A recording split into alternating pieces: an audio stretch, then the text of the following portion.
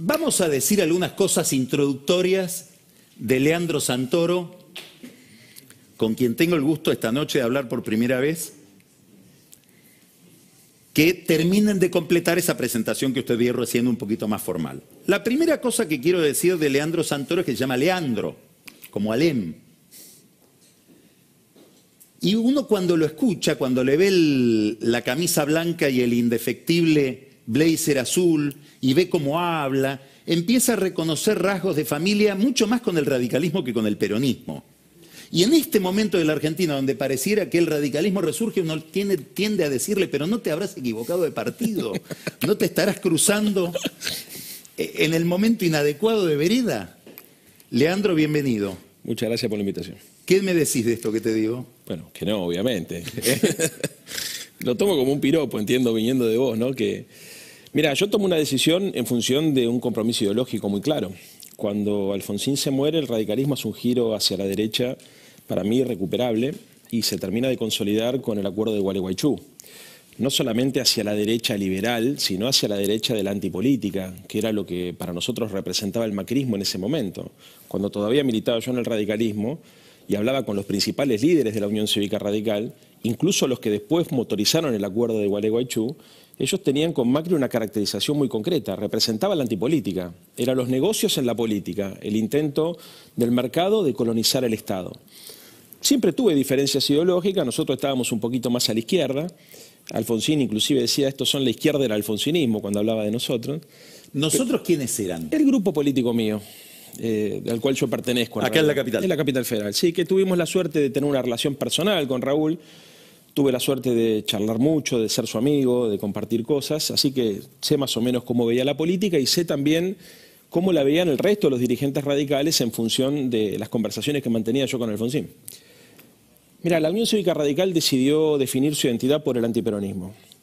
Y si bien nosotros competimos con el peronismo y teníamos las ganas y la intención de construir una socialdemocracia, Alfonsín siempre fue muy respetuoso del movimiento obrero y del peronismo, de las dos cosas. Y entendía que los cambios que la Argentina necesitaba implicaba un acuerdo con el peronismo y con el movimiento obrero. Alfonsín siempre trabajó en esa línea, entendiendo que además la contradicción fundamental en términos de la coordinadora se expresaba entre los que defendían los intereses del campo popular y los que defendían los intereses de las corporaciones. Alfonsín tenía una mirada muy crítica a la injerencia de las corporaciones en la vida pública, digamos, ¿no? Él reconocía la necesidad de que los grupos de presión y los grupos de poder tuviesen voz y fuesen escuchados, pero descreía de la cooptación del Estado. Hoy lo expresa mejor el kirchnerismo. No tengo ninguna duda. Y además, yo puedo pensar, yo te voy escuchando y con una segunda pantalla en mi cabeza, pienso, claro, Leandro Santoro le está apuntando a los desencantados de lo que podría ser un giro de Juntos por el Cambio, digamos, hacia la derecha o hacia el mercado o a posiciones más fiscalistas, mirándolo a Milei, claro, y dejan ahí a un votante, digamos, el votante clásico radical de Caballito al que le estás hablando ahora con este elogio a Alfonsín, ¿no me equivoco?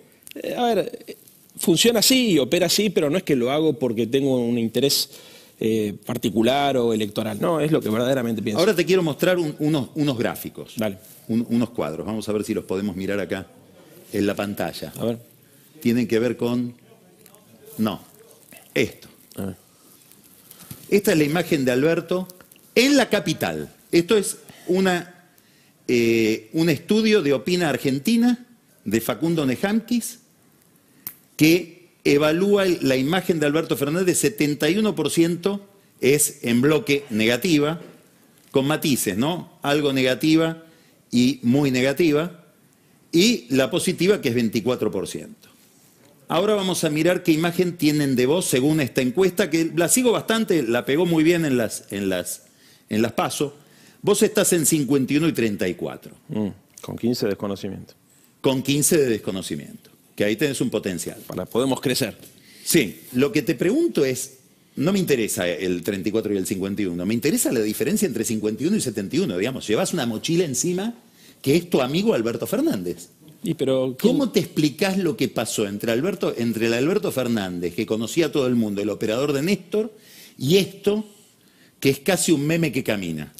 Bueno, esa es una caracterización tuya. Sí, obviamente, sí, mía. Que no la comparto. Lo acabo de decir yo. Naturalmente que no comparto. Mirá, Creo que todos somos conscientes que la pandemia alteró muchísimo las expectativas de la gente y las expectativas y las posibilidades del gobierno. Me parece que si vos mirás la imagen pública de los principales líderes en Europa, pasa más o menos algo parecido. Todos se vieron muy perjudicados.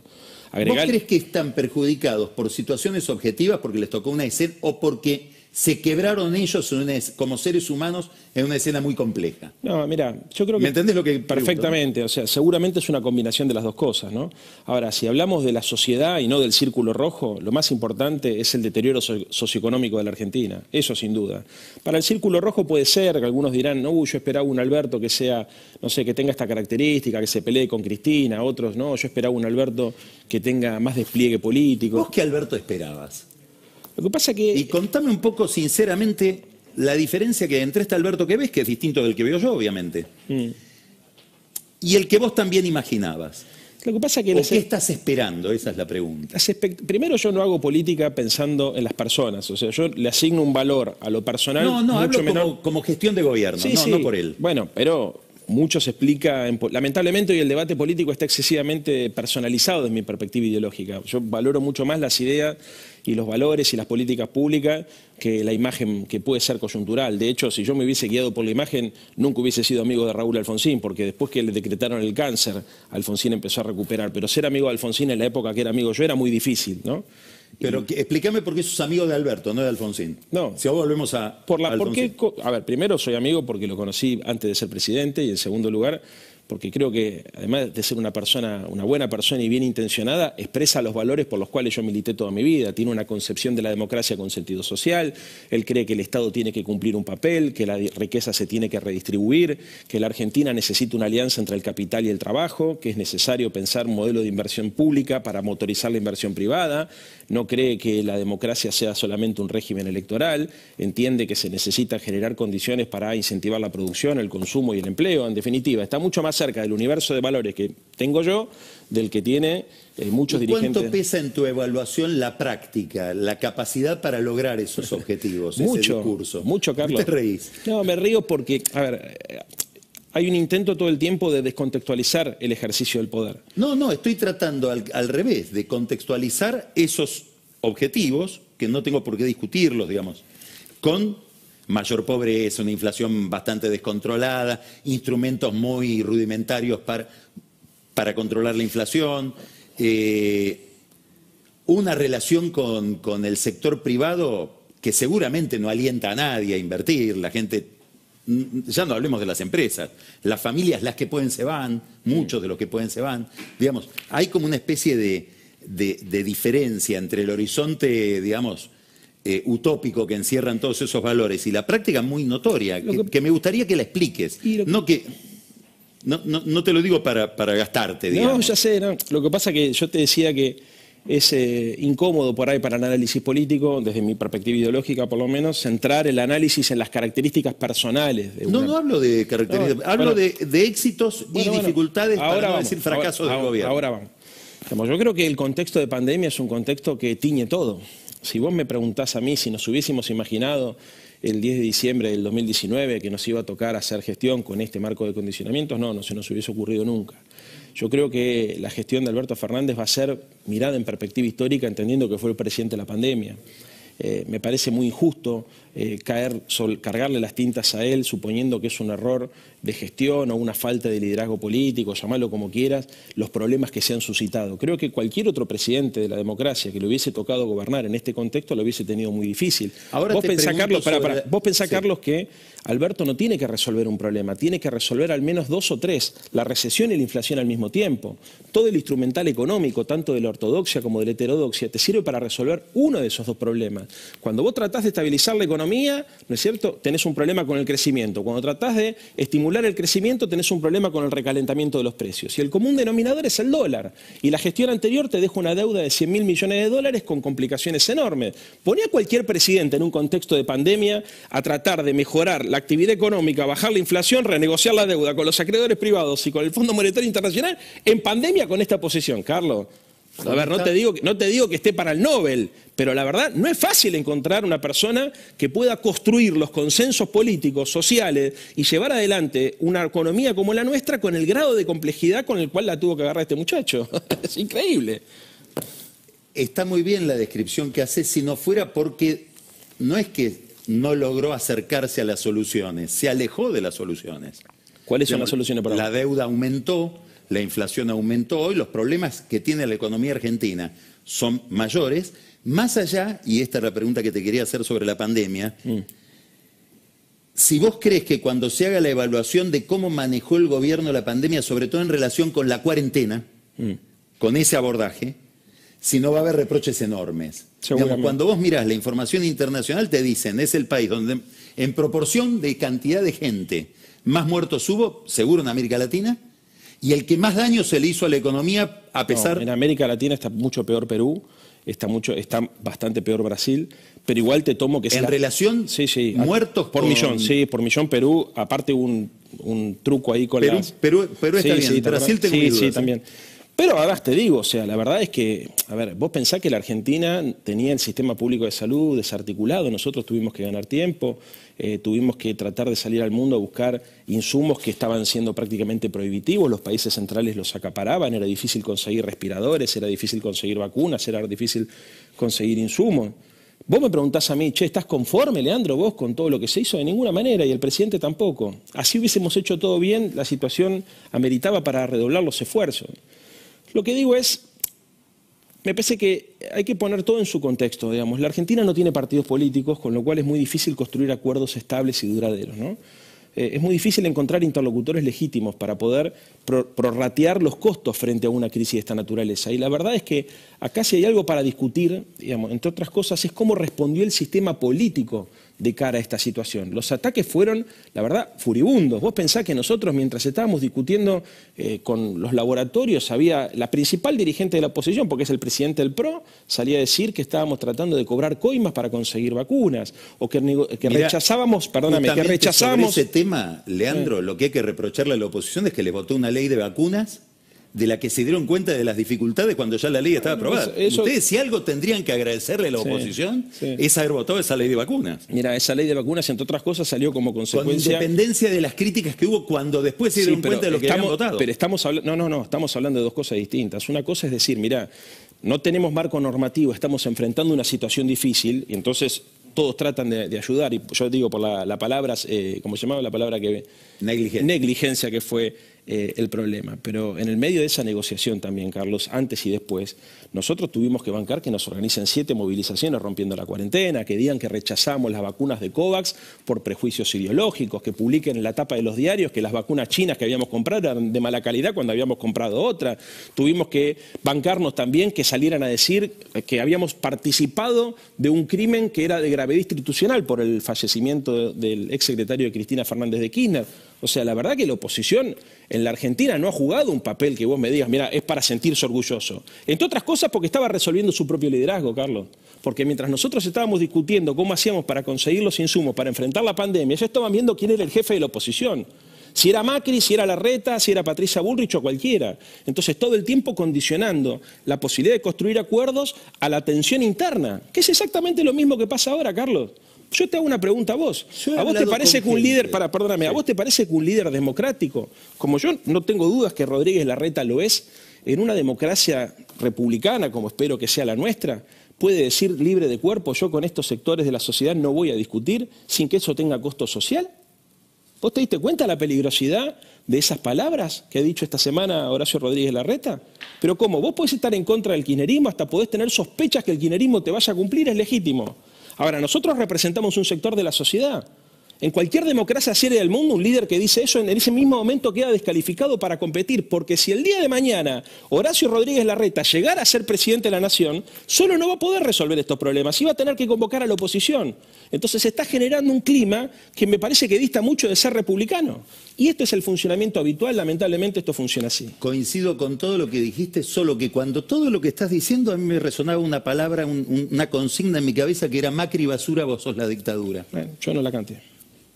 No es una respuesta. Eso es hacer cuestiones, eso es identificar la política con cuestiones personales. Yo no lo hice. Estamos hablando de política, no de lo que hizo cada uno. Te lo voy a decir de otra manera. Fue un error. ¿Por qué? Porque Macri fue un presidente constitucional. Es más, a ver, yo me cansé de decirlo, pero Me acuerdo cuando Macri fue a la FIFA que lo escracharon. ¿Te acordás con unos cordobeses? Yo fui uno de los que en soledad sacó un Twitter diciendo están todos locos.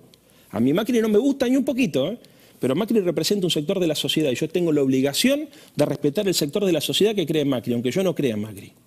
Entonces, mira, la falta de cultura republicana está cruzada. Mira, un amigo me decía la vez pasada, qué fácil que sería que los buenos estén de un lado y los malos del otro, pero el problema es que estamos todos mezclados. Y hay de todo en todos lados. Y uno tiene que saber, me parece a mí, identificar cuáles son las personas. Y yo, por ejemplo, con el caso de Horacio Rodríguez Larreta, espero más.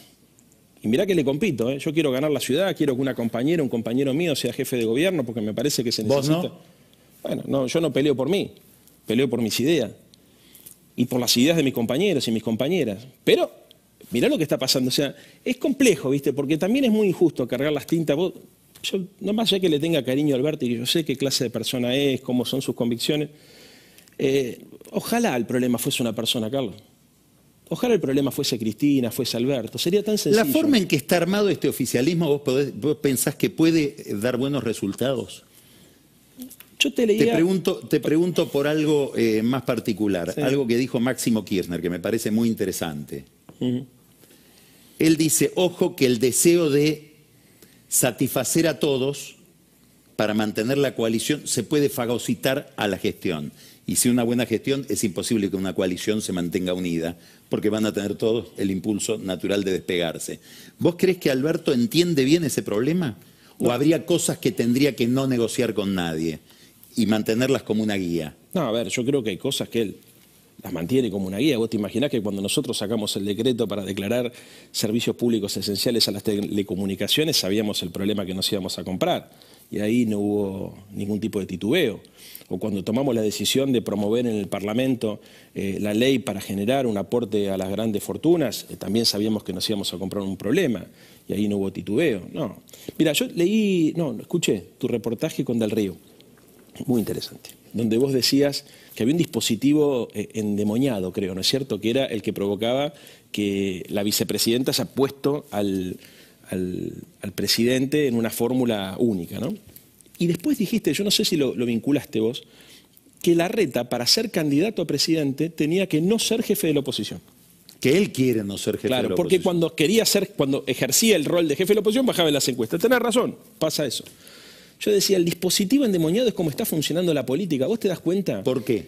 Porque pareciera ser que si vos te comprometés con ideas y salís a tratar de construir consensos, te desgasta el ejercicio de la política. Pero eso es lógico, porque si vos te pasaste 4 años, o 8 o 10, demonizando al otro, es obvio que cuando te juntes con el otro te contaminas con el demonio que vos mismo creaste. Pero, inclusive... Uno cuando ve... Sí, pero yo lo leo eso que Guzmán dice, le vamos a pedir que nos apoyen, vamos a tratar de acordar, lo voy a exagerar mucho para que se entienda, obviamente no dice esto, con los miserables que hicieron un acuerdo con el fondo para ganar las elecciones, vos decís, me está tomando el pelo. Bueno, ¿cómo vas a formular esa idea? Pero lo que es increíble es que los que tomaron esta deuda, que además no pueden explicar en qué la gastaron, nos vengan a dar clase de cómo la tenemos que... en pagar la deuda. Bueno, no sé si se gastó en eso o se gastó en financiar la fuga de... Está certificado por el mismo jefe de la tesorería que tienen ustedes. Bien, pero... Tiene nombre y apellido, un señor que certifica los pagos. No se gastó en eso. Esto. No, Carlos, hay una contabilidad donde el mismo señor que está hoy al frente de esa tesorería certifica en qué se gastó la plata. No, Carlos, esa administración. No. Lo que hicieron ellos fue cancelar deuda intrasector público para utilizar esos dólares en el MUC, en el mercado único de cambio, para después favorecer la fuga de capitales que habían sido los capitales que entraron en la primera etapa del gobierno de Macri, BlackRock, Templeton y todos esos que habían hecho fortunas con la tasa de interés que le habían puesto y con todas las desregulaciones al sistema financiero, y por eso es que la fuga de capitales fue de 86.000 millones de dólares y entre mayo del 2018 y septiembre del 2019 fue de casi 44.000. Entonces lo loco es que en ese contexto... La misma fuga de capitales que hubo en el gobierno de Cristina. El doble. Fue el doble, Carlos. Que en el gobierno actual, si no hubiera cepo, ni te cuento. Fue el doble, Espera. Sí. Y nombraste a Templeton y a BlackRock. Te saco a BlackRock, te pongo a Pinco. Son los dos fondos. a los que este gobierno, tu ministro Guzmán y tu presidente Alberto, desde esa plataforma ideológica, le dieron la posibilidad de llevarse dólares cuando vos no podés comprar más que $200. Pero Carlos, yo te hago una pregunta. ¿Escuchaste lo que dije? Sí, sí, perfectamente. Todavía lo están explicando y no lo pueden explicar. Carlos, lo que nosotros hicimos fue renegociar con todos los acreedores privados y ahorrarle a la Argentina más de 37.700 millones de dólares. Cuando al argentino común le prohibís el acceso al dólar, esos fondos tenían bonos en pesos. Sí. Pesos. Tenían pesos en el bolsillo como vos y como yo. Sí.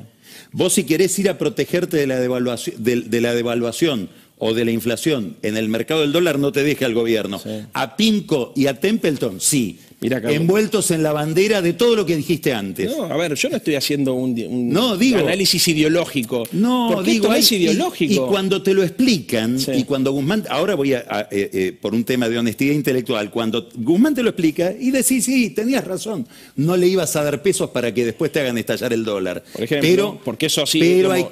hay que ser un poco más humilde cuando uno mira que hay mecanismos de mercado que cuando la economía está desequilibrada te obligan a hacer cosas desagradables. Y entonces, ¿pero por qué no han sido colaborativos? Porque si no pareciera que hay un sector de la política al que le gusta generar pobreza y trabajar para los fondos, y otro sector que... No es mi discurso. No es mi discurso. Es el discurso que acabas de plantear, Leandro. No, te estoy diciendo... Lo que dijiste antes no es así, esto. Carlos. Yo no creo que... A ver, yo no sé si lo hicieron porque eran empleados de esos fondos. No, Escuchá lo que estás diciendo. Pero vos lo sabés que muchos de ellos eran empleados de Cañonero, el mismo el Messi de las finanzas, el señor Caputo. Pero pará. Tampoco digo que... El que les dio los dólares, el que dijo los dólares es el profesor de Columbia, pero no es Cañonero. ¿Vos te acordás cuando Macri dijo, yo muchachos les decía, no se están zarpando tomando deuda? Miren, y ¿te acordás? Digamos que en una suerte de reunión íntima pudo confesar lo que verdaderamente le estaba pasando. No quiero entrar en la discusión. Pero igual tengo un juicio formado sobre el problema de cómo fue la política. Pero más allá yo no creo, este es importante porque si no la gente... aparte no expresa lo que yo pienso. Te quiero llevar a otro tema. Que no Vos creo estás que haya haciendo maldad. la defensa de la política en relación con el mercado, etcétera. Y estás hablando de la necesidad de que la política adquiera la madurez y la sensatez de llegar a determinados acuerdos. Sí. En ese contexto de aspiraciones y de lo que te gustaría, ¿cómo ves a Milei y el discurso de Milei? Muy preocupante. ¿Qué significa? Es la traducción política del malestar social.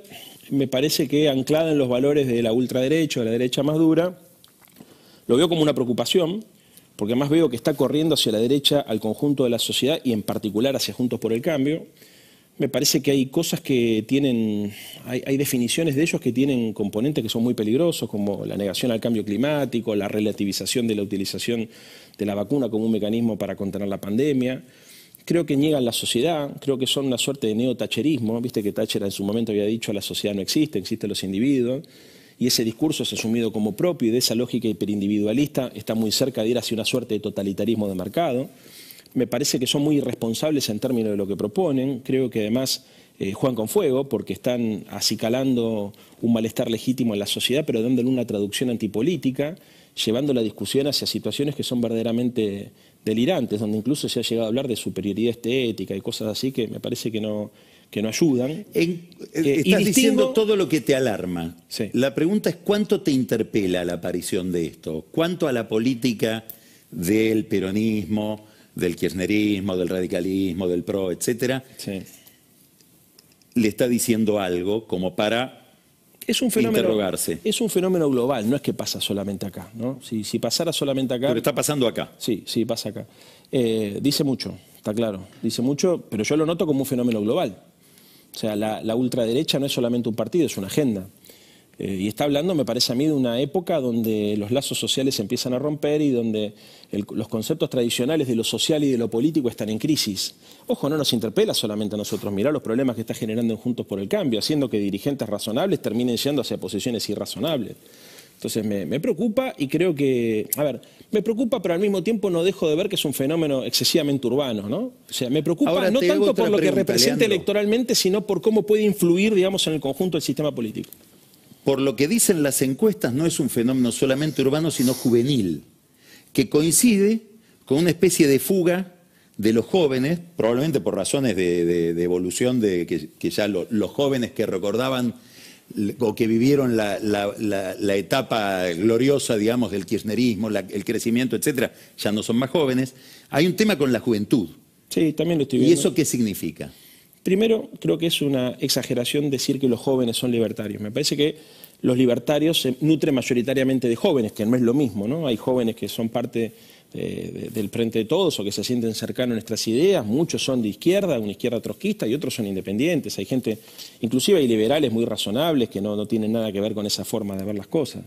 Habla, obviamente, ya se ha dicho mucho, yo creo que hay una suerte de factores que se combinaron, que dieron origen a esto, me parece que también es el contrarreflejo de la revolución feminista. Me parece que todo el tema del feminismo y Lola Verde generó el rechazo en un sector de la sociedad, un sector más bien conservador. Me parece también que es de alguna manera un reflejo de época, porque cuando vemos que las instituciones del Estado de Bienestar, inclusive de la democracia republicana, están en crisis, este tipo de apariciones que proponen modificaciones tan radicales pueden resultar atractivas. Y creo que hay algo, Carlos, en el tono de lo que ellos dicen que tal vez sea más importante que en el contenido. Creo que mucha gente se siente identificada con esta gente, con estos militantes o con estos dirigentes, llamémosle, porque expresan una indignación de una manera total. Y creo que ellos han logrado hacer de su desequilibrio emocional una virtud. Hay mucha gente, hay gente que está enojada con el gobierno y vota Juntos por el Cambio. Y hay gente que está muy enojada con nosotros y también con Juntos por el Cambio, que lo votan a ellos no tanto por lo que dicen, sino por cómo lo dicen. Y lo que para vos o para mí puede llegar a ser una alarma, ¿no? Porque decís, che, esta persona está diciendo las cosas, para otras personas puede ser un atractivo. Y esto, por eso también creo que hay que ver cómo ellos construyen, cómo le dan la traducción política a la indignación.